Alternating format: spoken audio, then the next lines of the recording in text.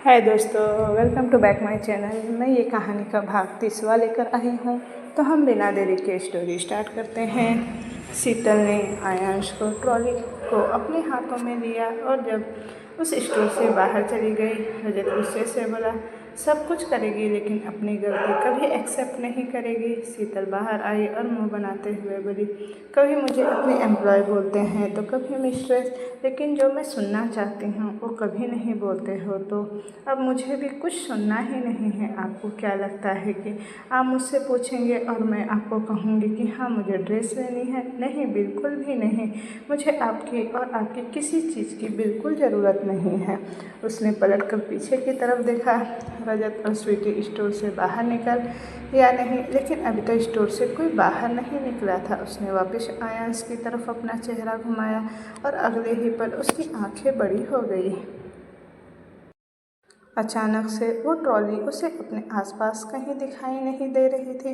वो एक ही पल में घबरा गई और अपना चेहरा इधर उधर घुमाकर देखने लगी।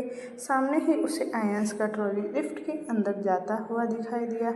उसे तो अब समझ ही नहीं आ रहा था कि ऐसे कैसे आयांश का ट्रॉली लिफ्ट के पास खुद ब खुद जा सकता है।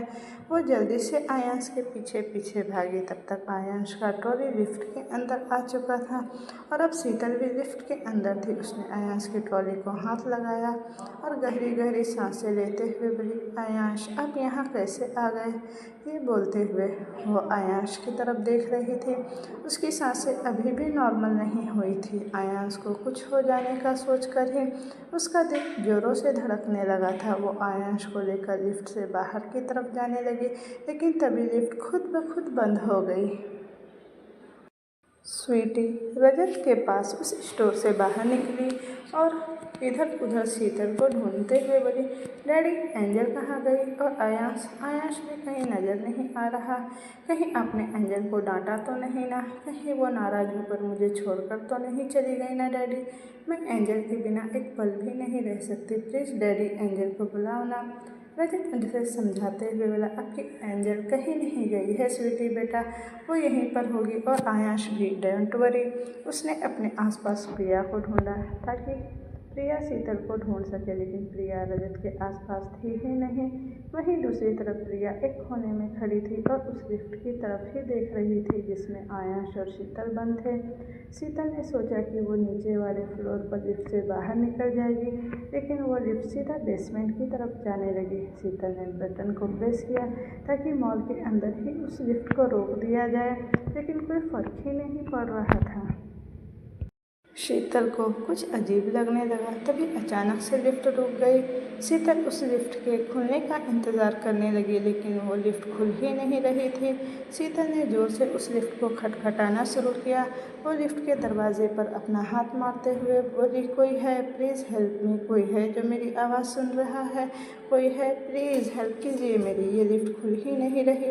ये बोलते हुए शीतल लगातार लिफ्ट के दरवाजे को बजाए जा रही थी, लेकिन लिफ्ट का दरवाज़ा खुल ही नहीं रहा था। शीतल को घबराहट अब होने लगी। उसे अंधेरे से डर लगता था और लिफ्ट में भी वो कंफर्टेबल नहीं होती थी। तकरीबन 5 मिनट हो गए, लेकिन ना ही लिफ्ट का दरवाज़ा खुला और ना ही शीतल को कोई बाहर से आवाज़ आई। शीतल आयांश की तरफ देख रही थी। आयांश ने अब रोना शुरू कर दिया था। शीतल ने जल्दी से उसे अपनी गोद में उठाया और उसे चुप कराते हुए बोली, प्लीज़ प्लीज़ आयांश बेटा, प्लीज़ चुप हो जाइए ना। मम्मा जल्द ही आपको बाहर लेकर जाएगी, प्लीज़ रोना बंद कीजिए ना। ये बोलते हुए वो आयांश को अपनी बाहों में झूला झुला रही थी। वहीं दूसरी तरफ मॉल के टॉप फ्लोर पर रजत अभी भी शीतल को ढूंढ रहा था। वो गुस्से से दांत पीसते हुए बोला, अगर तुम जानबूझकर मुझे और स्वीटी को यहाँ पर छोड़ कर गई हो ना, तो ये तुमने बिल्कुल भी नहीं किया शीतल। तुम्हें क्या लगता है कि मैं तुम्हें परेशान होते हुए ढूंढता रहूँगा? बिल्कुल भी नहीं। मुझे पता है ये सब तुमने जानबूझकर ही किया है ताकि मुझे अपने सामने झुका सको और मुझे जता सको कि हाँ मुझे तुम्हारी केयर है, लेकिन ऐसा बिल्कुल भी नहीं है। तभी प्रिया वहाँ पर आई और रजत की तरफ देखते हुए बोली, आपकी शॉपिंग हो गई क्या सर? रजत उसे गहरी नज़रों से देखते हुए बोला, तुम कहाँ गई थी? और शीतल? प्रिया हल्का सा मुस्कुराई और बोली, वो सर मैं वो वॉशरूम गई थी और शीतल मैडम तो यहाँ से जा चुकी है। उन्होंने मुझसे कहा था कि उन्हें कोई ज़रूरी काम है, इसीलिए वो आयांश को लेकर जा रही है। प्रिया की बात सुनकर रजत का गुस्सा अब और भी ज़्यादा बढ़ गया। तभी अचानक उसे सामने लिफ्ट की तरफ से शोरगुल सुनाई दिया। वह स्वीटी का हाथ पकड़कर लिफ्ट की तरफ बढ़ गया, क्योंकि अब उसे जल्द से जल्द मॉल से बाहर जाना था। लिफ्ट के पास आकर उसके कानों में एक आवाज़ सुनाई दी। यार, अभी अभी एक लड़की एक बच्चे को लेकर इस लिफ्ट से नीचे गई थी। पता नहीं उन दोनों का क्या हाल हो रहा होगा। वो बच्चा भी बहुत छोटा था और वो लड़की भी थोड़ी परेशान नजर आ रही थी। इन बातों को सुनकर रजत की तो त्योरें चढ़ गई। उसके दिल में सिर्फ एक ही ख्याल आया कि कहीं ये लड़की और जिस बच्चे की बात हो रही है वो शीतल और आयांश तो नहीं। तभी एक दूसरा आदमी बोला, हाँ, पूरे 20 मिनट हो चुके हैं लिफ्ट को बंद हुए, लेकिन अभी तक लिफ्ट खुली नहीं। इतने में तो किसी भी अच्छे खासे आदमी का दम घुट जाए, तो वो बेचारा बच्चा क्या ही करेगा, और वो लड़की भी पता नहीं किस हालत में होगी। ये बात सुनकर अब रजत का तो दिल कांपने लगा। प्रिया तुरंत बोली, मुझे लगता है हमें एक्सीलेटर से नीचे चले जाना चाहिए। वैसे भी अब शॉपिंग तो हो ही गई है।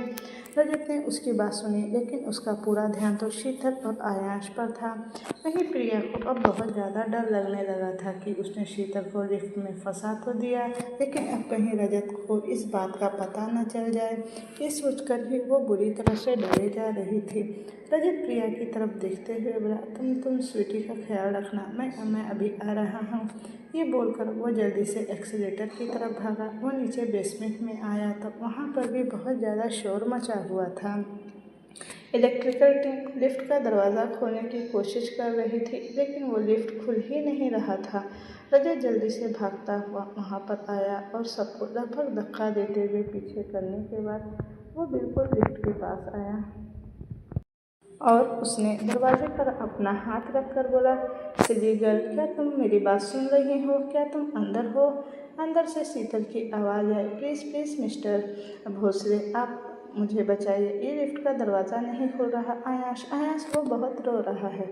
रजत को शीतल की आवाज़ के साथ साथ आयांश के रोने की भी आवाज़ आ रही थी। अंदर शीतल पूरी तरह से पसीने से तरबतर हो चुकी थी और आयांश का भी रो रो कर बुरा हाल हो चुका था। शीतल ने उसे अपने सीने से लगाया हुआ था ताकि उसे दूध पिलाने की कोशिश कर सके, लेकिन आयांश फिर भी नहीं दे रहा था। शीतल को तो अब समझ ही नहीं आ रहा था कि वो क्या करे। रो रो कर उसका भी बुरा हाल हो रहा था। रजत लिफ्ट के दरवाजे पर अपना हाथ रख कर बोला, तुम फिक्र मत करो, मैं हूँ ना, मैं तुम्हें कुछ नहीं होने दूंगा। मैं आयांश को भी कुछ नहीं होने दूंगा। तुम सब पैनिक मत करो, रिलैक्स फील करो। देखो, आयांश को सबसे पहले आयांश को तुम चुप कराओ, मैं अभी दरवाज़ा खोलता हूँ। ये बोलते हुए उसने अपने आसपास देखा। वहाँ खड़ी इलेक्ट्रिक टीम बोली, सर, लिफ्ट को खोलने में तकरीबन 1 घंटा लग जाएगा। रजत ने उस आदमी को गिरेबान से पकड़ा और बोला, 1 घंटे से मेरी शीतल और मेरा बच्चा इस लिफ्ट में फंसे हैं और तुम लोग कह रहे हो कि और 1 घंटा लगेगा।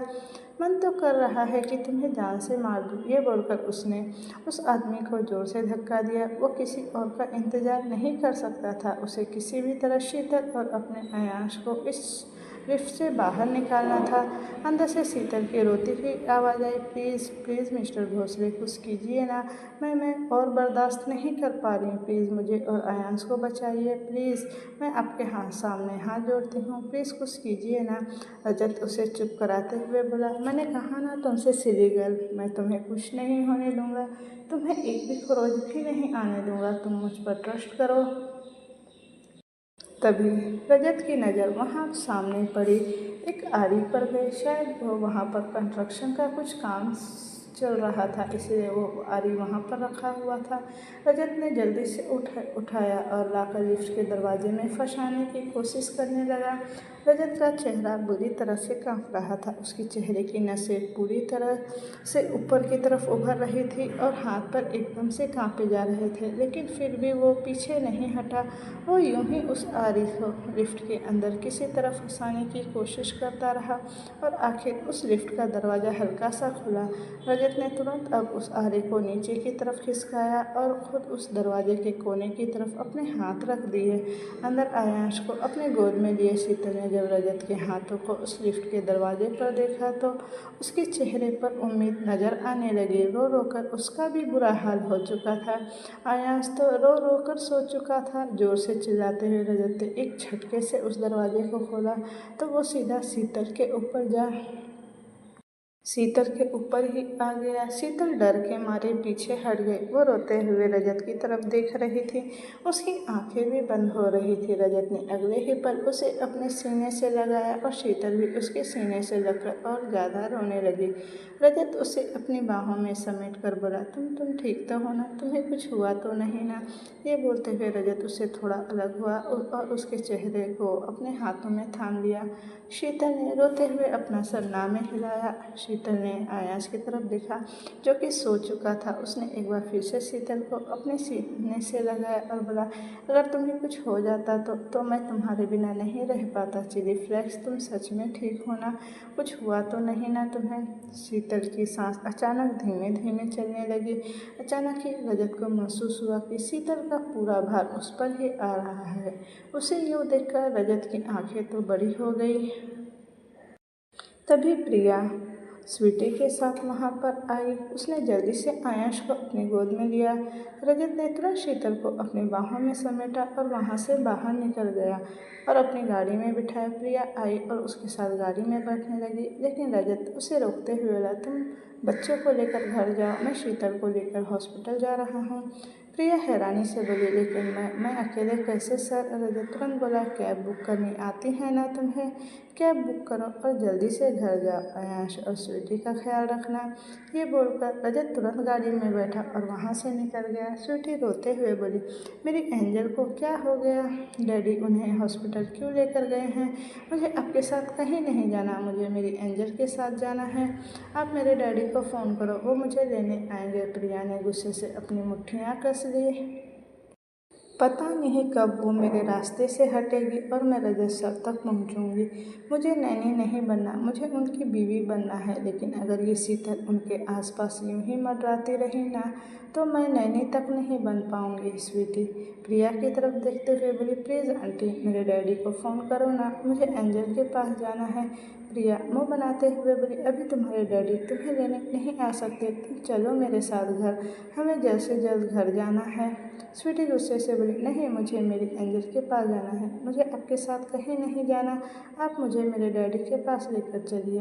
प्रिया ने उसे गुस्से से घूरा और बोली, अभी इसी वक्त मेरे साथ चल रही हो या फिर एक लगाऊं कान के नीचे? दिमाग ख़राब कर रखा है, पहले ही मूड ऑफ है और अब तुम्हारी बकबक सुनने के लिए यहाँ पर खड़ी नहीं रहूँगी मैं, चलो मेरे साथ। ये बोलकर उसने स्वीटी का कंधा जोर से दबाया और उसे अपने साथ लेकर चली गई। स्वीटी की आंखों में अब आंसू बहने लगे और रोते हुए बोली, जितना प्यार आप मुझसे करती हो ना एंजल, इतना प्यार कोई नहीं करता मुझे।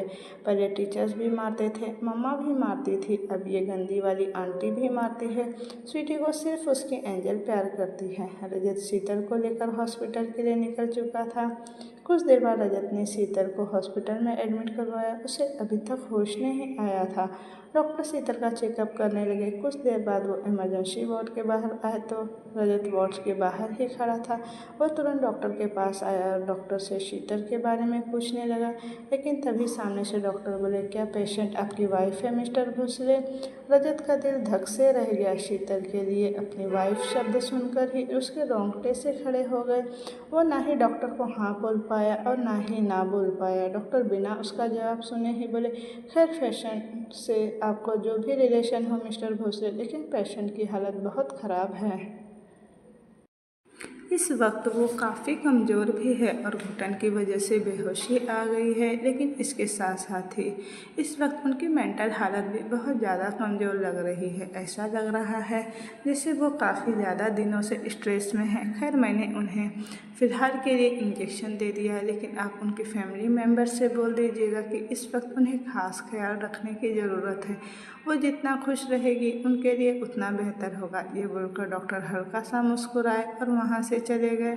रजत कुछ नहीं बोल पाया। रजत की बातें सुनते हुए उसे भी शीतल के लिए बहुत बुरा लग रहा था। शीतल की ये हालत तो उसकी ही वजह से थी। रजत ही उसके स्ट्रेस का सबसे बड़ा कारण था। वो इमरजेंसी वार्ड के अंदर आया और शीतल की तरफ देखने लगा, जो कि फ़िलहाल बेहोश थी। वो शीतल के बिल्कुल करीब आया और उसके हाथ पर अपना हाथ रखकर बोला, ये क्या हो रहा है हमारे बीच चिली फ्लेक्स? तुम जुनून थी मेरा, जिसे हासिल करने के लिए मैंने तुम्हारी कीमत लगाई। लेकिन मुझे तुमसे प्यार होने लगा था। सिर्फ होने नहीं लगा था, बल्कि मैं तुमसे प्यार हो चुका था। मैं सोच रहा था मैं तुमसे शादी करने का, इसीलिए अंकिता को डिवोर्स भी देने वाला था। पर तुमने जो किया उसके बाद सब कुछ बिखर गया। उसके बाद से ही मैं तुम्हारे करीब आना चाहता हूँ, लेकिन मेरा गुस्सा मुझ पर हावी हो जाता है। मैं नहीं चाहता तुमसे नफरत करना, लेकिन जब भी किसी का जिक्र तुम्हारे होठों पर और किसी को तुम्हारे करीब देखता हूँ तो मैं अपना कंट्रोल खोने लगता हूँ। जानता हूँ मैं तुम्हारे साथ बहुत गलत कर रहा हूँ, लेकिन मैं ऐसा ही हूँ। अब मैं पूरी कोशिश करूँगा कि मैं तुम पर अपना गुस्सा न उतारूँ। मैं वादा नहीं करता तुमसे, लेकिन हम दोनों के बीच जो भी है मैं उसे ठीक करने की कोशिश ज़रूर करूँगा। मुझे झुकने की आदत नहीं है, लेकिन अब मैं तुम्हें अपने सामने झुकाने की भी कोशिश नहीं करूँगा। तुम सिर्फ मेरे बच्चों की नैनी नहीं, मेरा प्यार। ये बोलते बोलते ही वो चुप हो गया। उसकी नज़रें शीतल के चेहरे पर टिकी हुई थी। तभी शीतल ने हल्की हल्की अपनी आँखें खोली और रजत की तरफ देखने लगी। कुछ पल के लिए तो उसे कुछ समझ ही नहीं आया कि आखिर वो है कहाँ पर, लेकिन फिर अचानक ही वो हड़बड़ाते हुए अपनी जगह पर उठकर बैठी और बोली, आयाश, आयाश कहाँ है? वो ठीक तो है ना? रजत उसे शांत कराते हुए बोला, आयाश बिल्कुल ठीक है, तुम रेस्ट करो, तुम्हें रेस्ट करने की ज़रूरत है। शीतल परेशान होते हुए बोली, मैं ऐसे कैसे रेस्ट करूं मिस्टर भोसले? आयाश की तबीयत बहुत ख़राब थी। वो बहुत ज़्यादा रो रहा था, उसे घुटन हो रही थी। प्लीज़ प्लीज़ मुझे आयाश के पास लेकर चलिए ना। ये बोलते हुए वो अपने बेड से नीचे उतर गई। रजत उसे रोकते हुए बोला, ये क्या कर रही हो तुम चिली फ्लेक्स? तुम्हें पता भी है इस वक्त तुम्हारी हालत कितनी ख़राब है? मैंने कहा ना, चुपचाप रेस्ट करो तुम। थोड़ी देर बाद हम घर चलेंगे, तुम मिल लेना आयाश से। आयाश बिल्कुल ठीक है, शीतल जिद करते हुए बोली, नहीं, मुझे अभी मिलना है आयाश से। प्लीज़ प्लीज़ मिस्टर भोसले, मुझे घर लेकर चलिए ना। मैं बिल्कुल ठीक हूँ, मैं घर जाकर रेस्ट कर लूँगी। रजत उसे देखते हुए अब कुछ बोल नहीं पाया। पता नहीं क्यों आज उसे भी बहुत अजीब लग रहा था। वो शीतल के बिल्कुल करीब हुआ और उसके चेहरे को अपने हाथ में थाम लिया।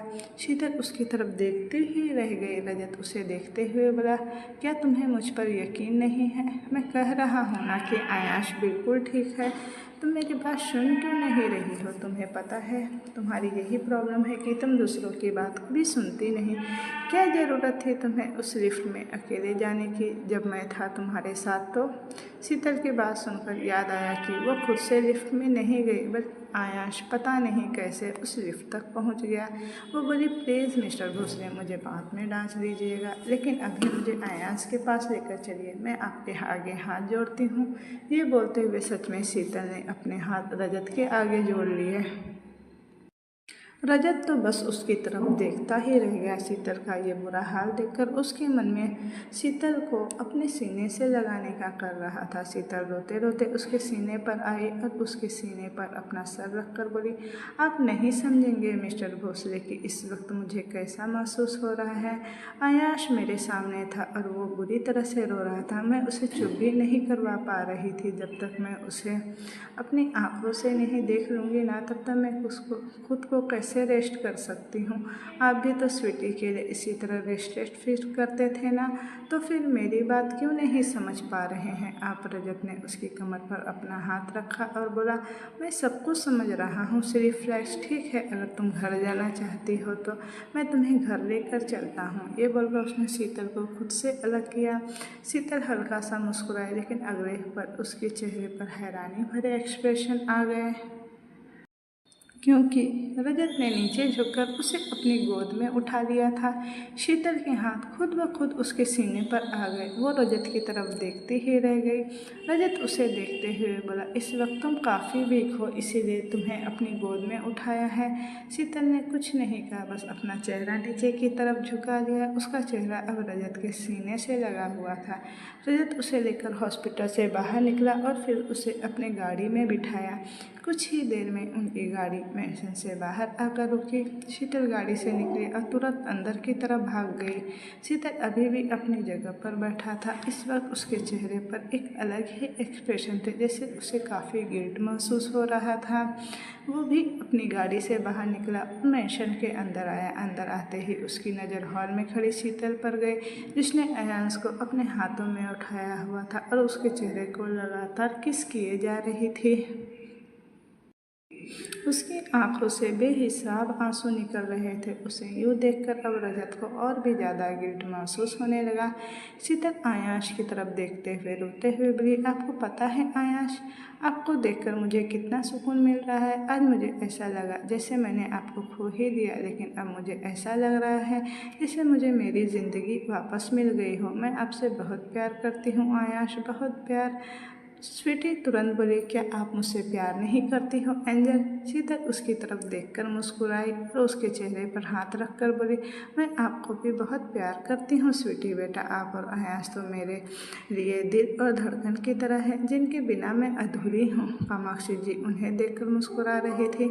वही रेलिंग पर अपने हाथ रखकर खड़े रजत और शीतल और स्वीटी और अयांश की तरफ ही देख रहा था। उन्हें देखते हुए उसकी आंखों में नमी सी तैर गई। आज रजत को शीतल के देखने का नज़रिया उसे बिल्कुल ही बदल चुका था। जहाँ पहले उसकी आंखों में बेहिसाब गुस्सा होता था, आज वहाँ शीतल के लिए एक तड़प से दिखाई दे रही थी। वो अपने रूम में वापस आ गई। वहीं प्रिया शीतल की तरफ देखते हुए बोली, मेरा सारा प्लान फ्लॉप करके अब यहाँ पर मैडम प्यार लुटाए बैठ रही है बच्चों पर कोई बात नहीं, तुम्हें जितना प्यार लुटाना है लुटाओ, लेकिन रजत सर पर तो मैं ही प्यार लुटाऊंगी। कामाक्षी जी शीतल के पास आई और बोली, मुझे प्रिया ने बताया मॉल में जो कुछ भी हुआ तुम जाओ और जाकर थोड़ी देर रेस्ट कर लो, मैं बच्चों को संभाल लूँगी। शीतल हल्का सा मुस्कुराई और फिर आयांश को कामाक्षी दी को लेकर वहाँ से चली गई। वो अपने रूम में आई जो कल ही कामाक्षी जी ने उसे दिया था। वो अंदर आई और आते ही बेड पर बैठी और राहत की सांसें लेने लगी। उसे ऐसा लग रहा था जैसे सच में उसने दूसरा जन्म ले लिया हो। इस वक्त उसे सच में बहुत ज़्यादा थकावट महसूस हो रही थी। कुछ देर बाद वो क्लोसेट की तरफ आई और उसमें से अपने कपड़े लेकर वॉशरूम में चली गई। वॉशरूम में आकर उसने अपने कपड़े उतारे और जाकर शावर के नीचे खड़ी हो गई। शावर का गर्म गर्म पानी जब उसके ऊपर गिर रहा था तो उसे काफ़ी रिलैक्स फील हो रहा था। तभी अचानक से वॉशरूम का दरवाज़ा खुला तो शीतल की आंखें एकदम से बड़ी हो गई। सामने से रजत अंदर की ओर आया और वो उसके पास आ ही रहा था कि शीतल ने तुरंत अपने ऊपर अपने हाथ रखे और बोली, ये क्या तरीका है मिस्टर भोसले, आप यहाँ क्यों आ रहे हैं? रजत उसके पास आते हुए बोला, क्योंकि मुझे तुमसे कुछ बात करनी है शीतल। शीतल जल्दी से बोली, अगर आपको मुझसे कुछ बात करनी है तो आप बाहर मेरा वेट तो कर सकते थे ना मिस्टर भोसले, ऐसे वॉशरूम में बात करने कौन आता है? रजत बिल्कुल उसके पास आकर खड़ा हो गया और बोला, रजत भोसले का अंदाज सबसे अलग होता है और मुझे तुमसे बात करनी है और अभी करनी है और मैं इंतज़ार नहीं कर सकता तुम्हारे शावर ख़त्म होने का। शीतल उसे नाउम्मीद नज़रों से देखने लगी। रजत ने उसके हाथों की तरफ देखा। इस तरह से शीतल खुद में ही सिमट रही थी। वो खींच गया और चिढ़ते हुए बोला, कितनी बार कहा है तुमसे मैंने कि ये तुम मुझे खुद से छुपाने की बेकार की कोशिश मत किया करो। शीतल मुंह बनाते हुए बोली, मुझे ये कोशिश करनी पड़ती है क्योंकि आपका कोई नहीं पता कब बिल्ली की तरह मुझे पंजा मार दे। उसकी बात सुनकर रजत की आंखें बड़ी हो गई। वो उसे तिरछी नज़रों से देखते हुए बोला, अब तो फिर इस बिल्ली का पंजा बर्दाश्त करना ही पड़ेगा तुम्हें। ये बोलकर रजत शीतल के सीने पर झुक गया तो शीतल की आंखें एकदम से बड़ी हो गई। उसने तो यूं ही रजत को बिल्ला बोल दिया था, लेकिन रजत तो सच में बिल्ला बन रहा था। वो तो उसके पीछे की तरफ धकेलते हुए बोली, छोड़िए ना मुझे, ये क्या कर रहे हैं आप, मुझे दर्द हो रहा है। रजत उसके यूँ धक्का मारने से थोड़ा पीछे हट गया, लेकिन अगले ही पल उसने वापस शीतल की तरफ देखकर बोला, अब क्या हुआ, बड़ा मुझे बिल्ला बिलौटा बोल रही थी, अब दर्द से क्यों तिलमिला रही हो। अब इस बिल्ले ने पंजा मारा तो उस पंजे का दर्द भी तो बर्दाश्त करो ना। शीतल मुंह बनाते हुए बोली, मैं क्यों दर्द बर्दाश्त करूं, दर्द वो बर्दाश्त करे जो बिल्ली है, जिसे आप जैसे बिल्ले के साथ रहना है। मुझे ना ही बिल्ली के साथ रहना है और ना ही मैं कोई बिल्ली हूँ, आप दूर हटिए मुझसे। शीतल की बात अभी पूरी भी नहीं हुई थी कि रजत एक बार फिर से उसके सीने पर झुक गया और इस बार उसने शीतल को और भी ज़्यादा जोरों से काट लिया। शीतल के सीने के ऊपर बिल्कुल एक बेहद लाल निशान बन चुका था। अब उसकी नज़रें शीतल के सीने पर टिकी हुई थी, जिसे देखकर उसने अपनी जीभ को बिल्कुल किसी बिलौटे की तरह लपलपाया। उसकी ये हरकत और इरादे समझकर शीतल तुरंत वहाँ से पीछे की तरफ हटने लगी, लेकिन रजत ने उसके पेट पर अपना हाथ रखा और उस पर अपनी उंगलियां घुमाते हुए दीवार से लगा दिया। अब उसकी पीठ दीवार पर थी और उसका सीना रजत के बिल्कुल सामने। रजत ने अपने दोनों हाथ शीतल के दोनों हाथ पर रखे और उन्हें ऊपर दीवार पर लगा दिया। शावर से गिरता हुआ पानी अब दोनों को भिगो रहा था और शीतल का डर के मारे बुरा हाल हो रहा था। वो लड़खड़ाती हुई जुबान से बोली, मुझे ठंड लग रही है मिस्टर ग्रीन आइस। उसकी बात सुनकर रजत ने हैरानी से उसे देखा। वो उसके चेहरे पर झुका और बोला, दोबारा कहना, क्या कहा तुमने अभी। शीतल को समझ नहीं आ रहा था कि रजत अब क्या सुनना चाहता है उससे। वो एक बार फिर से बोली, मुझे ठंड लग रही है मिस्टर ग्रीन आइस। ये बोलते हुए उसकी आवाज़ अब हल्की सी कांप गई। रजत के चेहरे पर डेविड स्माइल आ गई। वो शीतल के चेहरे पर झुककर बोला, बड़े दिनों से मुझे इतने प्यार से मिस्टर भोसले बोल रही थी, अब मिस्टर ग्रीन आइस पर वापस आ ही गई। शीतल तो बस उसकी तरफ देखती ही रह गई। उसे नहीं पता था कि रजत इन सब चीज़ों को भी नोटिस कर रहा होगा। वो तुरंत अपनी बात संभालते हुए बोली, क्योंकि मिस्टर ग्रीन आइस, मैं आपको प्यार से बोलती थी, लेकिन आपने तो मुझे खुद को प्यार करने लायक छोड़ा ही नहीं। ये बोलते हुए जब उसकी नज़रों में शिकायत साफ उतर आई तो रजत का हाथ अब उसके पेट पर आते हुए उसकी कमर पर गया। उसने उसकी कमर को हल्का सा दबाया। शीतल ने हल्की सी सिसकी भरी और एक बार फिर से उसकी गहरी सांसें होने लगी। रजत उसके चेहरे पर झुककर बोला, और अगर मैं कहूँ कि मुझे तुम्हारे मुंह से मिस्टर ग्रीन आइज ही सुनना पसंद है तो। शीतल मुंह बनाते हुए बोली, लेकिन अब मैं आपको इस नाम से नहीं बुलाऊंगी। शीतल की बात सुनकर रजत बोला, ऐसे कैसे नहीं बुलाओगे तुम मुझे, उसी नाम से बुलाओगे जिस नाम की इजाज़त मैं तुम्हें दूंगा। शीतल उसे घूरते हुए बोली, ऐसे कोई ज़बरदस्ती करता है क्या। रजत डेविड एक्सप्रेशन के साथ बोला, ज़बरदस्ती मानो या फिर कुछ भी, लेकिन अब से तुम मुझे मिस्टर ग्रीन आइस कहकर ही बुलाओगी। शीतल तुरंत बोली, बिल्कुल भी नहीं, और अगर आपने मुझसे ज़्यादा ज़बरदस्ती करने की कोशिश की ना तो मैं आपको सबके सामने मिस्टर ग्रीन आइस नहीं बल्कि बिल्लू बिलौटा कहकर बुलाऊंगी। फिर मुझे मत कहिएगा कि ये क्या हुआ और क्यों कहा तुमने। रजत तिरछी मुस्कुराहट के साथ बोला, अगर मैंने तुम्हें सबके सामने बिल्ली कहकर बुलाया ना शुरू कर दिया तो। शीतल चिढ़ते हुए बोली, मैं कोई बिल्ली नहीं हूँ। रजत ने कहा, तो क्या मैं कोई बिल्ली बिलौटा हूँ। रजत के हाथ ये बोलते हुए उसकी कमर से हल्का सा नीचे की तरफ जा रहे थे। तुम्हें पता है तुम सिर्फ बिल्ली नहीं, खतरनाक बिल्ली हो। ये बोलते हुए उसकी उंगलियां जो शीतल के जिस्म पर हरकत कर रही थी, जिससे शीतल खुद में ही सिमटने लगी। उसका पेट एकदम से अंदर की तरफ सिकुड़ चुका था और सीना बिल्कुल बाहर आने की तरफ हो चुका था और उसके पैर हल्के से ऊपर की तरफ उठ चुके थे।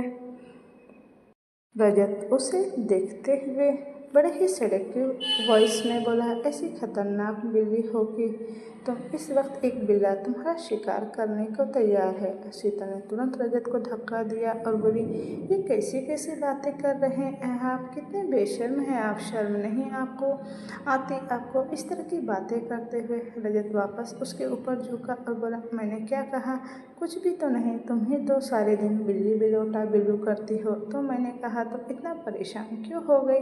और अब खुद ही सोचो कि अगर तुमने मुझे सबके सामने बिल्लू बिलौटा कहा तो फिर मैं तुम्हें क्या कहूँगा और कैसे कहूँगा। ये बोलते हुए उसके चेहरे पर जो शरारती मुस्कुराहट थी उससे तो कोई भी हार मान जाए। रजत उसे देखते हुए बोला, अब बताओ मुझे किस नाम से बुलाओगे। शीतल लड़खड़ाती हुई जुबान के साथ बोली, मिस्टर ग्रीन आइज। रजत के चेहरे पर डेविड स्माइल आ गई। वो बोला, गुड फॉर यू, अब जल्दी से शावर लो और लंच के लिए नीचे आ जाओ।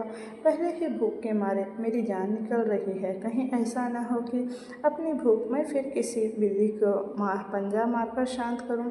जैसे ही रजत ने ये कहा, शीतल ने एक बार फिर से उसे धक्का दिया और अपने सीने को ढकने लगी। इस वक्त शर्म से उसका चेहरा बिल्कुल लाल हो चुका था। अगर कहीं डूबने लायक जगह होती तो वो पक्का डूबकर मर जाती। रजत उसे यूँ देखते हुए मुस्कुराया। आज दोनों के बीच लड़ाई झगड़ा नहीं बल्कि शरारतें हो रही थी और उन शरारतों में रजत और शीतल दोनों के चेहरे पर बड़ी ही दिलकश मुस्कुराहट बिखरी हुई थी। रजत शावर से बाहर आया और शीतल अभी भी शावर के नीचे भीगती हुई खड़ी। उसे यकीन नहीं हो रहा था कि अभी अभी रजत उससे वो सारी बातें करके गया है। वह हल्का सा मुस्कुराते हुए बोली, मिस्टर ग्रीन आइस, ये आपको क्या हुआ है? पर ज़्यादा खुश होने की ज़रूरत नहीं तुझे शीतल। कोई पता नहीं कि कब ये ग्रीन आइस एकदम किसी आग के गोले की तरह बिहेव करने लगे। ना ही अब मुझे मिस्टर भूसले से कोई उम्मीद रखनी है और ना ही अपने दिल पर उनकी किसी भी बात और हरकत का फ़र्क पड़ने देना है। रात का वक्त रजत डाइनिंग टेबल पर आया, लेकिन फिलहाल वहाँ पर कोई नहीं था। सर्वेंट खाना सर्व कर रही थी और कामाक्षी जी बाहर हॉल में बच्चों को खिला रही थी। प्रिया भी उनके साथ ही थी। रजत वहाँ पर आया। उसे ये पूछने में भी हिचकिचाहट हो रही थी कि शीतल कहाँ है। वहीं उसकी नज़रों को समझकर कामाक्षी जी बोली, शीतल अंदर तुम्हारे डैड के पास है, शायद उसे तुम्हारे डैड से कोई बात करनी थी। रजत हैरानी से बोला, डैड वापस आ गए? कब? कामाक्षी जी ने अपना सर हाँ में हिलाया। रजत को पता नहीं क्यों बेचैनी सी हो रही थी। शीतल हर्षवर्धन जी से क्या बातें कर रही होगी। रजत एक्सक्यूज मी बोलकर वहाँ से अपने डैड के रूम की तरफ बढ़ गया। वो दरवाजे पर आया तो देखा शीतल हर्षवर्धन जी के सामने खड़ी थी और उन्हें देखते हुए बोल रही थी, प्लीज़ अंकल, आप मेरी ये हेल्प करेंगे ना? आपको ज़्यादा कुछ नहीं करना, बस उन्हें बुलाना है। हर्षवर्धन जी बोले, तुम फिक्र मत करो बेटा, तुम्हारा इतना छोटा सा काम मैं क्यों नहीं करूँगा। तुम बिल्कुल बेफिक्र रहो, मैं खुद उन्हें पर्सनली इनवाइट करूँगा। शीतल हर्षवर्धन जी की बात सुनकर मुस्कुराए। रजत उन दोनों को हैरानी से देखते हुए मन में बोला, ये शीतल किसे इन्वाइट करने की बात कर रही है और क्यों? तभी हर्षवर्धन जी ने रजत की तरफ देखा और बोले, तुम यहाँ? रजत अंदर की तरफ आया और सवालिया नज़रों से शीतल को देखने लगा। शीतल हल्का सा मुस्कुराई और हर्षवर्धन जी की तरफ देखते हुए बोली, मैं चलती हूँ। ये बोलकर वो तुरंत कमरे से बाहर चली गई। रजत को कुछ तो अजीब लग रहा था तो हर्षवर्धन जी की तरफ देखते हुए बोला, शीतल किस बारे में बातें कर रही थी आपसे? हर्षवर्धन जी मुस्कुराए और बोले, कुछ नहीं, वो बस कल की पार्टी के बारे में बात कर रही थी। कल स्वीटी का बर्थडे है, इसीलिए किसी को इनवाइट करने के बारे में बातें हो रही थी। रजत बोला, किसे इनवाइट करने की बात? तभी रजत का फ़ोन बजा। उसने अपने पॉकेट से फ़ोन निकाला तो देखा अंकिता का कॉल आ रहा था। उसका कॉल आते देख उसके चेहरे पर चिढ़ भरे एक्सप्रेशन आ गए। हर्षवर्धन जी उसे कुछ कहते उससे पहले ही रजत कमरे से बाहर चला गया। बाहर आकर वो डाइनिंग टेबल की तरफ ना जाकर सीधा मेंशन से ही बाहर गार्डन एरिया की तरफ चला गया। बाहर जाकर उसने कॉल रिसीव किया और बोला, क्यों बार बार मुझे फ़ोन कर रही हो? अंकिता सामने से बड़ी ही मासूमियत भरी आवाज़ में बोली, तुम क्यों मुझे इग्नोर कर रहे हो रजत? मैं मानती हूँ मेरी गलती है, लेकिन इसका मतलब ये तो नहीं ना कि तुम अब मुझे इस तरह से इग्नोर करोगे।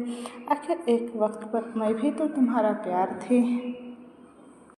रजत व्यंग से हंसा और बोला, प्यार और तुम? बिल्कुल भी नहीं, तुम सिर्फ एक जिम्मेदारी थी जिसे मैंने उठाया। प्यार करने की कोशिश की, लेकिन तुम प्यार के लायक ही नहीं थी। अपनी इन बातों से मुझे फंसाने की कोशिश मत करो। साफ साफ कहो कि क्या चाहिए तुम्हें मुझसे, बोलो और मेरा पीछा छोड़ो। मैं तुम्हारी वजह से अपनी लाइफ को डिस्टर्ब नहीं होने दे सकता। अंकिता मासूमियत भरी आवाज़ में बोली, प्लीज रजत, मुझसे ऐसी बातें मत करो। मैं मानती हूँ मैंने बहुत सारी गलतियाँ की हैं, मैंने तुम्हें बहुत हर्ट किया है, बहुत तकलीफ भी पहुँचाई, लेकिन लेकिन तुम भी तो समझो ना कि मैं बेवकूफ़ थी, मैं ये सब हरकतें कर गई, लेकिन अब मुझे मेरी गलतियों का पछतावा है। प्लीज़ मुझे माफ़ कर दो। रजत तुरंत बोला, ठीक है, कर दिया मैंने माफ़, अब फ़ोन डिस्कनेक्ट करूँ?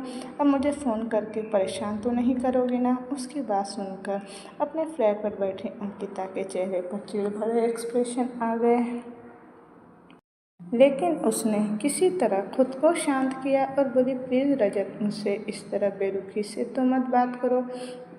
अब अगर तुमने मुझे माफ़ कर ही दिया है तो प्लीज़ मुझसे एक बार मिलने तो आ जाओ। इस वक्त मुझे तुम्हारी बहुत ज़रूरत है। प्लीज़ रजत, मैं तुम्हारे रिक्वेस्ट कर रही हूँ, सिर्फ मुझसे एक बार मिलने आ जाओ। रजत के दिमाग में इस वक्त बहुत कुछ चल रहा था। वो बोला, ठीक है, मैं अभी तुमसे मिलने आ रहा हूँ, तुम अपने फ्लैट पर ही हो ना? सामने से अंकिता तुरंत बोली, हाँ, मैं मेरे फ्लैट पर ही हूँ। अचानक ही रजत के हाथ से फ़ोन गिरा और फ़ोन स्पीकर पर हो गया। शीतल, जो रजत को देखते हुए बाहर की तरफ आई थी, जब उसके फ़ोन पर अंकिता की आवाज़ सुनाई दी तो वो उस आवाज़ को पहचान ही नहीं पाई, लेकिन उसे तो समझ आ गया था कि रजत किसी लड़की से बातें कर रहा है और उसे मिलने भी जा रहा है। ये सुनकर वो चुपचाप वापस अंदर की तरफ चली गई। रजत नीचे से अपना फ़ोन उठाया और बोला, ठीक है, मैं अभी 10 मिनट में आ रहा हूँ। ये बोलकर उसने कोऑर्डिनेट्स कनेक्ट किया। शीतल अंदर की तरफ आई। जब वो बाहर आई थी तो कामाक्षी जी भी उसे बाहर जाते हुए देख रही थी। बाहर जाते वक्त शीतल का चेहरा बिल्कुल खिला हुआ था, लेकिन जब वो बाहर से अंदर की तरफ आई तो उसका चेहरा एकदम मायूस था। उन्होंने प्रिया को बच्चों का ख्याल रखने के लिए कहा और शीतल के पास आकर बोली, क्या हुआ, तुम इतनी उदास क्यों लग रही हो? शीतल ने अपना सिर ना में हिलाया और बोली, शायद मुझे भूख लग रही है माँ। कामाक्षी जी हंसते हुए बोली, भूख तो लगेगी है ना, दिन में भी ढंग से खाना नहीं खाया, अब मैं तुम्हें अपने हाथों से खाना खिलाती हूँ। ये बोलते हुए कामाक्षी जी ने शीतल का हाथ पकड़ा और उसे डाइनिंग टेबल पर ले गए। उन्होंने शीतल को टेबल पर बिठाया और उसकी प्लेट में खाना लगाने लगी। बच्चों ने थोड़ी देर पहले ही खा लिया था। कामाक्षी जी ने अपने हाथ से निवाला बनाया और शीतल के होठों की तरफ बढ़ा दिया। शीतल उनकी तरफ देखते हुए बोली, क्या माँ, मैं आपसे एक बात पूछूं? आप मुझे सच सच बताएंगे? कामाक्षी जी हैरानी से उसे देखी और बोली, हाँ, क्यों नहीं, पूछो, क्या पूछना चाहती हो? शीतल ने अपने मुंह का निवाला खत्म किया और बोली, क्या मिस्टर भोसले शुरू से ऐसे ही थे? जब उनकी शादी हुई थी तो क्या वो अपनी वाइफ से प्यार करते थे या फिर उनकी ज़िंदगी में कोई और था? कामाक्षी जी हल्का सा मुस्कुराए और मैं बोली, मैं समझ गई तुम क्या पूछना चाहती हो। यही ना कि रजत और उसकी पत्नी के बीच बनती क्यों नहीं, दोनों के बीच लड़ाइयाँ क्यों होती हैं, दोनों अलग अलग क्यों हुए, और क्या रजत किसी से प्यार करता है या नहीं? शीतल ने अपना चेहरा हल्का सा झुकाया। वो पूछना तो यही सारी बातें चाहती थी, बस शब्द नहीं ढूंढ पा रही थी कि कैसे पूछें। कामाक्षी जी उसे खाना खिलाते हुए बोली, रजत तो शादी ही नहीं करना चाहता था, हमने अंकिता को उसके लिए पसंद किया। शुरुआत में अंकिता बहुत अच्छी थी, बहुत संस्कारी भी थी और अच्छे परिवार से भी थी, लेकिन शादी के बाद अचानक ही वो बदल गई। पता नहीं कैसे कैसे शौक और आदतें उसे लग गई। पूरी रात बाहर आना और फिर जब मन तब घर आना। वो तो उसकी और रजत की लड़ाइयों की आवाज़ से पूरा घर भर जाता था। हमें समझ नहीं आ रहा कि आखिर प्रॉब्लम क्या है। शीतल कामाक्षी जी को सवालिया नज़रों से देखने लगी। कामाक्षी जी मायूसी से बोली, पहले तो हमें लगे कि शायद रजत इस शादी से खुश नहीं था, इसीलिए उसकी अंकिता से लड़ाइयाँ होती है, लेकिन शादी के कुछ दिनों बाद हमें पता चला कि अंकिता का किसी और लड़के के साथ अफेयर है। शीतल की तो आंखें ही बड़ी हो गई ये सुनकर। कामाक्षी जी ने आगे कहा, शायद अंकिता के साथ भी हमने बहुत गलत किया और रजत के साथ भी। अगर वो किसी और से प्यार करती है तो हमने रजत की शादी उससे करवाई ही क्यों? इसलिए हमने उन दोनों के मैटर में इंटरफेयर करना ही छोड़ दिया और अंकिता से बात की। हमने उसे ऑफ़र दिया कि वो रजत को छोड़कर उस इंसान के पास चली जाए जिससे वो प्यार करती है, लेकिन तब अंकिता ने कहा कि वो रजत को नहीं छोड़ना चाहती। उसने जो भी गलती की है उसके लिए वो शर्मिंदा है और अब वो किसी और के साथ नहीं, सिर्फ और सिर्फ रजत के साथ अपनी ज़िंदगी की नई शुरुआत करना चाहती है। कामाक्षी जी की ये बातें सुनकर शीतल को पता नहीं क्यों अपने दिल में एक तकलीफ सी महसूस हुई। तभी कामाक्षी जी आगे बढ़ी। हमने सोचा कि चलो अब जब दोनों शादी को निभाना चाहते हैं तो हमने उनकी शादी का फैसला उनके ऊपर ही छोड़ दिया। रजत पहले बहुत ज़्यादा शरारती और बहुत ही ज़्यादा हंसमुख हुआ करता था, लेकिन उन दिनों रजत बदलने लगा। पहले हमें समझ नहीं आया, लेकिन फिर बाद में पता चला कि अंकिता ने हमसे झूठ बोला था। वो रजत के साथ रहते हुए भी काफ़ी लड़कों से बातें करती थी, उनसे मिलने भी जाया करती थी। हमें अंकिता पर तो बहुत ज़्यादा गुस्सा आया और हमने रजत को उसे डिवोर्स देने के लिए कहा, लेकिन तब तक अंकिता प्रेग्नेंट हो चुकी थी।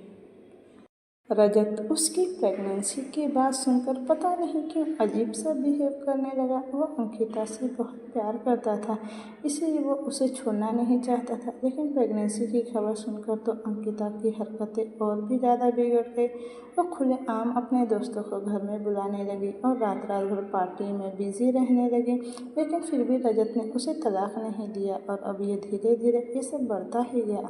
छुट्टी हुई तो लगा शायद अब अंकिता सुधर जाए, लेकिन सारी उम्मीद तो तब एकदम से टूट गई जब स्वीटी 4 दिन की थी और अंकिता उसे छोड़कर 1 महीने के वेकेशन पर चली गई।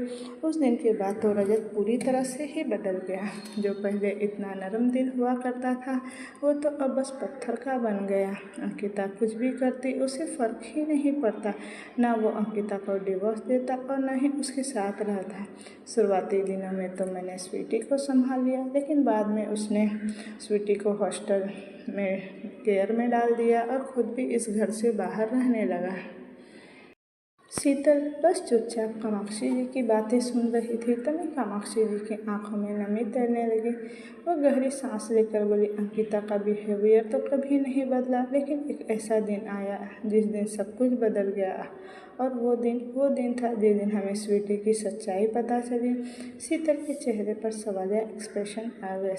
कामाक्षी जी रोते हुए बोली, स्वीटी, रजत और अंकिता, उनकी बात पूरी होती उससे पहले ही हर्षवर्धन जी वहाँ पर आए, जिनके हाथ में आयांश था, जो बुरी तरह से रो रहा था। आयांश को रोते हुए देख शीतल तुरंत अपनी जगह से उठी और आयांश को अपनी गोद में ले लिया। शायद आयांश रोते रोते डर चुका था। वो आयांश को अपनी गोद में लेकर चुप करवाते हुए बोली, क्या हुआ आयांश बेटा, आप क्यों रो रहे हो? आपको डर लग गया है क्या? सॉरी बेटा, मम्मा ने आपको खुद से दूर कर दिया, पर अब आप मम्मा के पास ही सोएंगे। मम्मा है ना आपके पास? कामाक्षी जी अपनी आंखों में आंसू लिए शीतल की तरफ देख रही थी। शीतल जो प्यार आयांश को दे रही थी, वही प्यार स्वीटी भी डिजर्व करती थी, लेकिन स्वीटी को अंकिता की तरफ से वो प्यार कभी मिला ही नहीं। इस बात की कमी आज भी कामाक्षी जी को बड़ी खलती थी। वहीं दूसरी तरफ रजत अंकिता के फ्लैट के बाहर पहुंचा। उसने डोरबेल बजाई तो वहीं एक सर्वेंट ने आकर दरवाज़ा खोला। रजत धीमे धीमे कदमों से अंदर की तरफ आया। उसने एक नज़र पूरे फ्लैट के हॉल में दौड़ाई। फिलहाल हॉल में कोई नहीं था तो अंदर रूम की तरफ देखने लगा। वो सर्वेंट रजत के पास आई और बोली, मैडम अंदर है और उनकी हालत बहुत ख़राब है, वो बाहर आ नहीं सकती, आपको ही अंदर जाना होगा। उसकी बात सुनकर रजत थोड़ा हैरान हुआ। वो अंदर रूम की तरफ बढ़ गया। जैसे ही उसने दरवाज़ा खोला, सामने बेड की तरफ देखते हुए उसकी आंखें बड़ी हो गई। अंदर बेड पर अंकिता लेटी हुई थी। उसने अपने आप को ब्लैंकेट से कवर कर रखा था और उसके चेहरे को देखते हुए रजत को सबसे ज़्यादा हैरानी हुई। वो अंदर की तरफ आया तो अंकिता ने उसकी तरफ देखा। अंकिता के पूरे चेहरे पर जख्म ही जख्म थे, जैसे किसी ने उसे बहुत बुरी तरह से मारा पीटा हो। चेहरे पर नीले और होठों पर फटने के निशान साफ साफ दिखाई दे रहे थे। अंकिता ने अपना ब्लैंकेट थोड़ा सा नीचे किया और ऊपर उठकर बैठने की कोशिश करने लगी तो अब उसके कंधों को देखते हुए तो रजत की आंखें और भी ज़्यादा बड़ी हो गई। उसके कंधे पर भी पूरे नीले नीले निशान थे। उसे यूँ देखकर रजत को हैरानी तो बहुत हो रही थी, लेकिन वो अंकिता से कोई ताल्लुकात ही नहीं रखना चाहता था, तो उसे अब इन सब चीज़ों से ज़्यादा उलझना भी नहीं था। वो एक्सप्रेशनलेस होकर बोला, मुझे यहाँ क्यों बुलाया? अंकिता रोते हुए बोली, मुझसे अब ये नहीं पूछोगी कि मेरी ये हालत कैसे हुई? पूछकर करोगी भी क्या? हालत तो पूछ कर करोगे भी क्या मेरा हाल। हालत तो तुम मेरी देख ही रहे हो, शायद तुम्हें भी अच्छा लग रहा होगा मुझे यूँ देखकर। रजत उसे यूँ देखकर बोला, मैं उन लोगों में से नहीं हूँ जो दूसरों की तकलीफ में देखकर हंसे या फिर खुश हो जाऊँ। मेरी अपनी ज़िंदगी में काम करने के लिए मेरे पास बहुत कुछ है, दूसरों की ज़िंदगी में घुसने का मुझे कोई शौक़ नहीं। अंकिता रोते हुए बोली, लेकिन मैं तो तुम्हारी बीवी थी ना रजत। एक वक्त पर तुमने उससे बहुत प्यार किया था, वो प्यार मैं आज तक नहीं भूली हूँ और शायद मेरी ही गलतियों की सज़ा है जो मुझे इस तरह से मिल रही है। रजत की नज़रें अब उस पर और भी ज़्यादा तिरछी हो गई। अंकिता ने एक झटके में अपना पूरा ब्लैंकेट हटा दिया तो अब रजत की आंखें और ज़्यादा हैरत में फैल गई। अंकिता ने सिर्फ तन ढकने लायक कपड़े पहन रखे थे, लेकिन जितनी बॉडी भी उसकी उन कपड़ों में रिवील हो रही थी, वो पूरी बॉडी गहरी चोटों के निशान से भरी हुई थी। अंकिता रोते हुए बोली, मैंने तुम्हारे साथ जो कुछ किया ये उन गलतियों का सजा है मुझे जो मुझे मिल रहा है। रोहन ने मुझे बहुत मारा पीटा है, बहुत, और मेरे साथ ज़बरदस्ती भी किए। रजत को अंकिता से कोई लेना देना नहीं था, लेकिन उसकी हालत देखकर उसे सच में अंकिता के लिए बहुत बुरा लग रहा था। रोहन को तो पहले ही सबक सिखाना चाहता था। जब उसे पता चला था कि रोहन की याददाश्त आ गई है तो वो उसे उस वक्त ही ख़त्म करना चाहता था, क्योंकि उसने शीतल के साथ ज़बरदस्ती करने की कोशिश की, लेकिन तब शीतल ही उसके पास नहीं थी और रजत शीतल और स्वीटी को ढूंढने में बिजी हो गया था। अंकिता की बातें सुनते हुए अब उसे रोहन पर और भी ज़्यादा गुस्सा आ रहा था। अंकिता रोते हुए बोली, मुझे इस बात का अफसोस बिल्कुल नहीं है कि आज मेरी ये हालत है। अफसोस तो मुझे इस बात का हो रहा है कि ये सब मेरी ही गलतियों का नतीजा है। काश मैंने तुम्हारे साथ वो सब नहीं किया होता तो शायद आज मेरे साथ भी ये सब नहीं होता। इसीलिए मैं तुमसे माफ़ी मांगना चाहती हूँ। ये बोलते हुए उसने अपने हाथ रजत के आगे जोड़ लिए। रजत को सच में अब ये सब बिल्कुल भी अच्छा नहीं लग रहा था। वो एक्सप्रेशनलेस होकर बोला, तुम्हें ये सब करने की कोई ज़रूरत नहीं। तुम्हारे साथ जो भी हो रहा है मुझे वो पता नहीं, लेकिन मैं तुमसे कभी नाराज़ या गुस्सा हूँ ही नहीं, क्योंकि गुस्सा या नाराज़ तो उनसे हुआ जाता है जो अपने हों, और तुम्हारा और मेरा रिश्ता तो उसी दिन ख़त्म हो गया था जिस दिन मुझे पता चला था कि स्वीटी। ये बोलते बोलते ही वो अचानक से रुक गया। अंकिता के चेहरे के एक्सप्रेशन भी थोड़े से चेंज होने लगे। रजत ने अपने पॉकेट में अपने हाथ डाले और एक गहरी सांस लेकर बोला, अगर तुम्हें मेरी किसी हेल्प की ज़रूरत हो तो बेशक मुझसे बोल सकती हो, लेकिन इस बात की उम्मीद बिल्कुल मत रखना कि मैं दोबारा तुम्हारे पास आऊँगा। तुम्हें मुझसे माफ़ी मांगने की अब कोई ज़रूरत नहीं। हम दोनों के बीच जो कुछ भी हुआ था उसे मैं पहले ही छोड़ चुका हूँ, और आइंदा मुझे कॉल मत करना। अगर तुम्हें मुझसे कुछ चाहिए तो तुम वंश को कॉल कर सकती हो। ये बोलकर रजत कुछ पल उसे देखा, फिर वहाँ से जाने लगा। उसे जाते देख अंकिता के चेहरे पर परेशानी झलकने लगी। वह तुरंत अपनी जगह से उठी और रजत की तरफ बढ़ने लगी। हालांकि उसकी पूरी बॉडी में इस वक्त काफ़ी दर्द हो रहा था, लेकिन उसने किसी तरह दर्द को बर्दाश्त किया और अचानक ही उसकी ज़ोर से चीख निकल गई। उसके चीखने की आवाज़ सुनकर रजत ने तुरंत पलटकर पीछे की तरफ देखा, जो अंकिता नीचे ज़मीन पर पड़ी हुई थी। वह जल्दी से अंकिता के पास आया और उसे ऊपर की तरफ उठाने की कोशिश करने लगा। अंकिता की आंखें बंद हो चुकी थी, वो बेहोश हो गई थी। रजत ने उसे तुरंत अपने गोद में उठाया और बेड पर लिटाया। उसने अंकिता के चेहरे को थपथपाते हुए कहा, तुम ठीक तो हो ना? आंखें खोलो अपनी। अंकिता, तुम मेरी बात सुन रही हो ना? ओपन योर आइज, वो बार बार बोलता रहा, लेकिन अंकिता ने अपनी आंखें नहीं खोली। शायद वो अब सच में बेहोश हो चुकी थी। उसे देखते हुए रजत बेड से उठा और उसने अपने सिर पर अपना हाथ रख लिया। इस वक्त वो एक ऐसी सिचुएशन में फंसा हुआ था जहां वो बिल्कुल भी नहीं रहना चाहता था, लेकिन मजबूरन उसे इस सिचुएशन में रहना ही पड़ा। उसने अपनी पॉकेट से अपना फ़ोन निकाला और डॉक्टर को कॉल किया। कुछ देर बाद डॉक्टर अंकिता का चेकअप करने आए। चेकअप के दौरान उन्होंने चेहरे पर काफ़ी सीरियस एक्सप्रेशन थे। उन्होंने अंकिता को कुछ इंजेक्शन लगाए और फिर रजत की तरफ देखते हुए बोले, आपकी एक्स वाइफ की हालत बहुत ख़राब है मिस्टर भोसले। रजत बस चुपचाप उनकी बातें सुन रहा था। डॉक्टर अपनी बात बात पूरी करते हुए बोले, ये इस वक्त बहुत ज़्यादा स्ट्रेस से गुजर रही, जिस तरह से उनकी बॉडी पर निशान है, लगता है उनके साथ बहुत ज़्यादा डोमेस्टिक वायलेंस हो रहा है, उनके साथ ज़बरदस्ती भी हो रही है। और साथ ही साथ ये बोलते बोलते डॉक्टर अचानक से चुप हो गए। रजत के चेहरे पर सवालिया एक्सप्रेशन आ गए। रजत ने गहरी सांस ली और रजत के चेहरे को देखकर बोली, आपकी एक्स वाइफ प्रेग्नेंट है मिस्टर भोसले। रजत की आंखें तो अब हैरानी से बड़ी हो गई। डॉक्टर ने एक नज़र अंकिता की तरफ देखा और बोली, मुझे नहीं पता आप दोनों के बीच अब रिलेशन कैसे हैं मिस्टर भोसले, लेकिन फिलहाल आपकी एक्स वाइफ को आपकी बहुत ज़रूरत है। प्लीज़ आप इनका ख्याल रखिएगा। ये बोलकर डॉक्टर हल्का सा मुस्कुराए और वहाँ से चले गए। रजत चुपचाप अपनी जगह खड़ा रहा, अंकिता की तरफ देखता रहा। उसने अपने दोनों हाथ अपने चेहरे पर रखे और एक गहरी सांस ली। उसे तो अब कुछ समझ नहीं आ रहा था कि वो क्या करे या न करे। अंकिता का ख्याल रखना तो दूर की बात, वो उसकी शक्ल भी नहीं देखना चाहता था। पर जो हालत डॉक्टर ने अंकिता के बताई, ऐसे में उसे अकेले छोड़कर जाना भी पॉसिबल नहीं था। अभी रजत इन सब चीज़ों के बारे में सोच ही रहा था कि उसका ध्यान अपने हाथ में बंधी हुई वॉच की तरफ गया, जिस पर 12 बजने में सिर्फ अभी 15 मिनट बाकी थे और 15 मिनट बाद स्वीटी का बर्थडे स्टार्ट होने वाला था। भले ही उसने स्वीटी को हॉस्टल में रखा हो, लेकिन वो स्वीटी को रात के 12 बजे भी विश ज़रूर करता था। और पिछले 1 साल में जब स्वीटी उसके पास नहीं थी, तब भी वो उसके रूम में जाकर उसकी सारी चीज़ों को ही विश कर रहा था। रजत अपने हाथ में बंधी हुई घड़ी की तरफ देखते हुए बोला, मुझे स्वीटी के पास जाना होगा। रजत बड़ी ही स्पीड में गाड़ी चलाकर भोसले मैंसन पहुंचा। उसने अपने हाथ में बंधी हुई घड़ी की तरफ देखा तो उस पर सिर्फ 2 मिनट ही रह गए थे 12 बजने में। वो जल्दी से गाड़ी से बाहर निकला और मैंशन के अंदर की तरफ आकर सीधा स्वीटी के कमरे में गया, लेकिन स्वीटी अपने कमरे में नहीं थी। हर्षवर्धन भी अब घर पर आ चुके थे, तो वो कामाक्षी जी के कमरे में नहीं जा सकता था। इसीलिए अब रजत सीधा शीतल के कमरे में गया।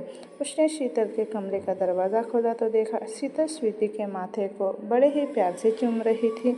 वो उसे देखते हुए बोली, हैप्पी बर्थडे बेटा, आप मुझे एंजल कहती हो, लेकिन आपको पता है एंजल मैं नहीं हूँ, एंजल तो आप हो जो मेरी ज़िंदगी में आई और आकर शायद मेरी पूरी ज़िंदगी बदल दी। तकलीफ़ हो तो बहुत थी ज़िंदगी में, लेकिन सुकून आप बनकर आई मेरी ज़िंदगी में। आपसे बहुत प्यार करती हूँ मैं स्वीटी बेटा, और आपके बिना नहीं जी पाऊँगी। I love you so much बेटा। ये बोलकर उसने एक बार फिर से स्वीटी के माथे को चूम लिया। दरवाजे पर खड़े रजत का दिल तो धक से रह गया, उसकी आंखों में नमी तैर गई। वो कुछ पल यूं ही स्वीटी और शीतल को देखता रहा और फिर दरवाजे से थोड़ा पीछे हट गया। उसे अपने दिल में एक बोझ सा महसूस हो रहा था। उसने शीतल से इस बात को लेकर गुस्सा था कि शीतल स्वीटी को उससे दूर लेकर चली गई, लेकिन वो इस बात को भी नज़रअंदाज नहीं कर सकता था कि शीतल सच में स्वीटी से बहुत प्यार करती थी।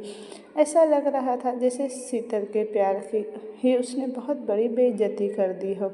उसने एक गहरी सांस ली और फिर दरवाज़ा खोलकर अंदर आया। अंदर जाकर उसने देखा कि शीतल अपनी आंखें बंद कर अपनी जगह पर आराम से लेटी हुई थी। वह दबे पैर कमरे के अंदर आया और उन दोनों की तरफ देखते हुए मन ही मन में बोला, मैंने सोचा था मैं कभी अपनी स्वीटी को किसी के साथ नहीं बांटूंगा, लेकिन तुमने मेरा फैसला ही बदल दिया शीतल। मैंने बहुत सी गलतियाँ की हैं, पर अब मैं अपनी हर गलती को सुधारूंगा। बहुत इंसल्ट किया है ना मैंने तुम्हें आज तक, न जाने क्या क्या कहा है, लेकिन अब मैं सच में तुम्हें वो दूंगा जो तुम डिज़र्व करती हो। तुम ना मेरी मिस्ट्रेस बनोगी, ना मेरी पर्सनल असिस्टेंट, ना तुम मेरे बच्चों की नैनी, तुम तो सिर्फ उसकी माँ बनोगी और मेरी बीवी। आई प्रॉमिस, कल मैं परी स्वीटी के बर्थडे की पार्टी पर तुम्हें अपनी लाइफ का सबसे बड़ा सरप्राइज़ दूंगा। ये बोलकर रजत स्वीटी को बिना विश किए ही रूम से बाहर चला गया। सुबह का वक्त रजत शीतल के कमरे में वापस आया, जहाँ पर स्वीटी अभी भी सो रही थी। शीतल अभी बेड से उठी और वॉशरूम में शावर लेने चली गई थी। आयाश और स्वीटी अभी भी बेड पर आराम से सोए हुए थे। रजत स्वीटी के पास आया, उसके चेहरे पर हल्का सा झुककर बोला, गुड मॉर्निंग स्वीटी बेटा, हैप्पी बर्थडे। उसकी आवाज़ सुनकर स्वीटी ने अपनी आंखें खोली और सामने रजत को देखकर खुश हो गई। रजत ने उसे अपनी गोद में उठाया और उसे अपने सीने से लगाकर बोला, हैप्पी बर्थडे स्वीटी बेटा, daddy loves you so much. Sweety उसके सीने से लगते हुए, thank you so much daddy. Sweety भी डैडी से बहुत प्यार करती है। ये बोलते हुए स्वीटी ने अपने नाजुक से हाथ को रजत के चेहरे को थामा और उसके माथे को चूम लिया। वॉशरूम के दरवाजे पर खड़ी शीतल स्वीटी और रजत को प्यार से देख रही थी। रजत की नज़र जब शीतल पर गई तो वो एक पल के लिए उसे देखता ही रह गया। इस वक्त शीतल ने एक येलो कलर का प्लाजो सूट पहना हुआ था और उसके गीले बालों से पानी टपक रहा था। वो टॉवेल से अपने बालों को सुखा रही थी।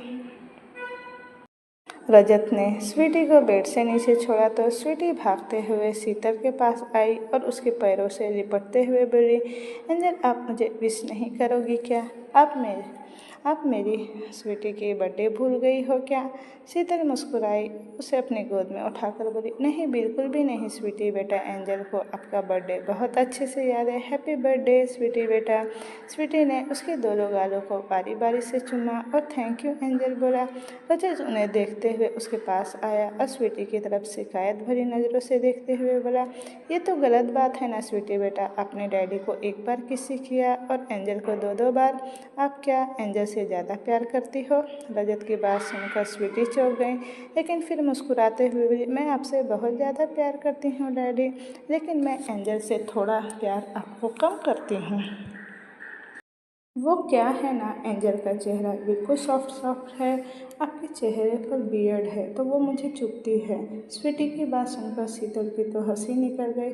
उसे हंसते हुए देख रजत चिढ़ गया। शीतल रजत की तरफ देखते हुए बोली, आपको जलन हो रही है मुझसे? अगर हो रही है तो एक काम कीजिए, जाकर शेविंग कर लीजिए, सारे बाल निकल जाएंगे तो शायद आपको 2 छोटी छोटी किस्सियाँ और ज़्यादा मिल जाएंगी। स्वीटी शीतल की गोद से उतरती हुई बोली, मुझे ना दादू दादी के पास जाना है, उन्हें भी तो स्वीटी को विश करना होगा ना, तो आप दोनों अपनी लड़ाई कंटिन्यू कीजिए, मैं अभी आती हूँ। इतना कहकर स्वीटी तुरंत वहाँ से चली गई। स्वीटी की बात सुनकर अब रजत के चेहरे पर डेविल स्माइल आ गई। वो शीतल की तरफ देखते हुए बोला, देखा तुमने, स्वीटी भी जानती है कि तुम कितनी लड़ाकू हो, लड़ने के बहाने ढूंढती हो, कितनी लड़ती हो तुम मुझसे, इसीलिए वो तुम्हें बोल कर गई है कि अपनी लड़ाई कंटिन्यू करो, लेकिन मुझे तुमसे तो बिल्कुल भी नहीं लड़ना। शीतल हैरानी से बोली, क्यों आपसे लड़ना? क्यों आज से आपने लड़ना बंद कर दिया क्या? कहीं आपने संन्यास लेने का तो नहीं सोच लिया ना मिस्टर ग्रीन आइज? एक मिनट, आपको मुझसे जलन भी हो रही है, आपको किस्सियाँ भी मुझसे ज़्यादा चाहिए और आपको लड़ना भी नहीं चाहते। कहीं आप पर कोई जादू तो नहीं हो गया ना मिस्टर ग्रीन आइज? रजत उसकी बात सुनते हुए मुस्कुराया। उसकी मुस्कुराहट देखकर तो शीतल की आंखें और भी ज़्यादा बड़ी हो गई। वो कुछ रिएक्ट करते उससे पहले रजत ने उसका हाथ पकड़कर उसे अपनी तरफ खींच लिया। शीतल सीधा उसके सीने से जा लगी। रजत ने उसके चेहरे पर आए बालों को हल्का सा पीछे किया और फिर उसे बड़ी हसरत भरी नज़रों से देखने लगा। उसकी वो निगाहें खुद पर महसूस कर शीतल के तो रोंगटे खड़े होने लगे। उसने रजत को हल्का सा धक्का दिया और बोली, मुझे आयाश को उठाना है। ये बोलकर वो आयाश के पास बेड की तरफ जाने लगी। रजत ने एक बार फिर से शीतल का हाथ पकड़कर उसे पीछे की तरफ खींचा और उसके कंधों को पकड़ उसे दीवार से लगा दिया। शीतल का दिल जोर जोर से धक धक करने लगा। रजत ने अपने दोनों हाथ शीतल के आसपास दीवार पर रखे और उसके चेहरे पर झुकने लगा। शीतल उसे देखते हुए बोली, अब आप ये क्या कर रहे हैं मिस्टर जिनाय? सच में कोई जादू हो गया है क्या आप पर? रजत उसके होठों की तरफ देखते हुए बोला, जादू तो पहले, बहुत पहले ही हो गया था, बस महसूस अब कर रहा हूँ और अब उस जादूगरनी को भी ये महसूस करवाऊँगा कि उसने क्या जादू किया है मुझ पर। उसकी गोल गोल बातें शीतल को तो कुछ समझ ही नहीं आ रही थी। उसने अपना हाथ रजत के सीने पर रखा और बोली, शायद हटिए मिस्टर ग्रीन आइज, मुझे स्वीटी के पास भी जाना है, मुझे उसे रेडी करना है, आज उसका बर्थडे है। रजत उसे देखते हुए बोला, मॉम उसे रेडी कर देगी, तुम मुझ पर ध्यान दो। शीतल मुँह बनाते बोली, और अच्छा, और मैं क्या करूँ? रजत शरारती मुस्कुराहट के साथ बोला, तुम मुझे रेडी कर दो। शीतल चिढ़ते हुए बोली, बिल्कुल भी नहीं। जाइए, जाकर रेडी हो जाइए। मैं आपको क्यों रेडी करूँ? मुझे खुद रेडी होना है। आयुष को उठाना है, उसे फीड भी करवाना है। रजत तुरंत बोला, ये तुम बार बार मेरे सामने फीड कराने की बात क्यों बोलती हो? कहीं ऐसा तो नहीं कि तुम चाहती हो कि मैं खुद भी अभी। वो उसकी बात पूरी भी नहीं हुई थी कि शीतल ने उसके मुंह पर अपना हाथ रखा और बोली, बस बस, फालतू का कुछ भी बोलने की ज़रूरत नहीं है मिस्टर ग्रीन आई। वो सब चीज़ें आपके लिए नहीं हैं। रजत ने उसका हाथ अपने मुंह से हटाया और उसे गहरी नज़रों से देखते हुए बोला, लगता है तुम भूल गई हो कि जब मैं तुम्हारे करीब आता हूँ तो सबसे ज़्यादा दर्द मैं वहीं पर देता हूँ। उसकी बात सुनते हुए शीतल को अब कुछ कुछ होने लगा था। उसने अपना चेहरा हल्का सा घुमाया, लेकिन उसको लाल होता देख रजत को महसूस हो रहा था। उसने शीतल के पेट पर अपना हाथ रखा तो शीतल की पलकें फड़फड़ाने लगी और सांसें गहरी होने लगी। उसने रजत के हाथ पर अपना हाथ रखा और बोली, प्लीज़ मिस्टर ग्रीन आइज़, मैं जानती हूँ मैं आपकी मिस्ट्रेस हूँ, तो आप मेरी बॉडी को कभी भी इस्तेमाल। वो अभी बोल ही रही थी कि रजत ने उसका चेहरा अपनी तरफ घुमाया और उसके होठों पर अपनी उंगली रख दी। शीतल का तो दिल धक से रह गया। उसकी नज़रें रजत के चेहरे पर टिक गई। रजत ने अपनी उंगलियों को हल्का सा उसके होठों पर रगड़ा। शीतल की अब होठ फड़फड़ाने लगे। वो एक बार फिर से बोली, क्या हुआ? आपने मुझे क्यों रोक दिया मिस्टर ग्रीनआई? मुझे अपनी बात तो पूरी करने दीजिए। ये बोलते हुए उसकी आवाज़ अब कांपने लगी और उसकी आंखों में नमी तैरने लगी। रजत उसे यूं देखता रहा। शीतल एक बार फिर से बोली, मुझे पता है मुझे आपको रोकने का हक नहीं मिस्टर ग्रीनआइज, क्योंकि शायद मैं आपकी नज़रों में कोई इंसान तो हूँ ही नहीं जिसकी कोई मर्जी है, जिसकी कोई ख्वाहिश है। मैं तो बस आपकी मिस्ट्रेस हूँ ना। तो दोस्तों, ये कहानी अब मैं यहीं तक रहने देती हूँ। इसका नेक्स्ट पार्ट मैं जल्द ही लेकर आऊँगी। Thank you for watching. Bye bye.